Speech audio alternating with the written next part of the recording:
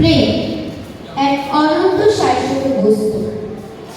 আমার কবিতা কবি সুবোধ সরকারের ঘোষ, যার মধ্যে দিয়ে প্রকাশ পায় মতাদর্শের প্রতি প্রেম, নীতিবোধের প্রতি প্রেম, সর্বোপরি দেশের প্রতি প্রেমের বার্তা।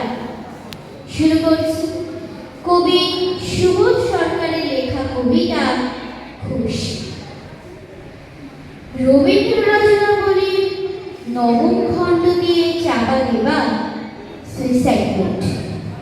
ছেলেকে লেখা, লিখে হাতে ব্লেড নিয়ে বাথরুমে ঢুকেছিলেন মাস্টার মশাই। দুপুরবেলা কাজের লোক দরজার তলাতে রক্ত আসছে দেখে চিৎকার করে ওঠে। ছেলেকে লেখা এইটা প্রথম এবং শেষ চিঠি। আমি বিশ্বাস করি সন্তান পবিত্র জলের মতো, যদিও তোমার সঙ্গে আমার সম্পর্ক ভালো নয়, তবু তোমাকে লিখে রেখে যাই।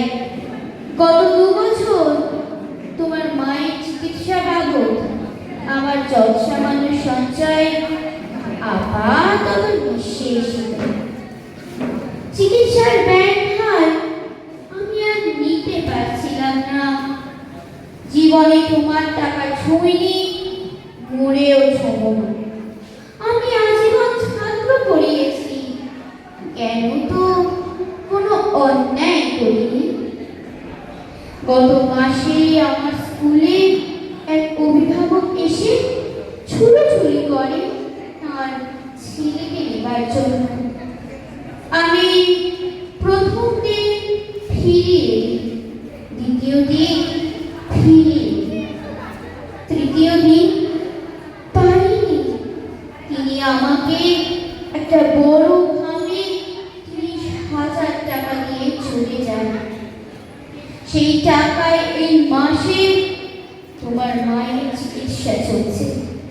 জানি না তিনি বাড়ি ফিরবেন কিনা কোনোদিন। ফিরবে বলুন, পৃথিবীতে আমার বেঁচে থাকার অধিকার চলে গেছে। এটি বাবা।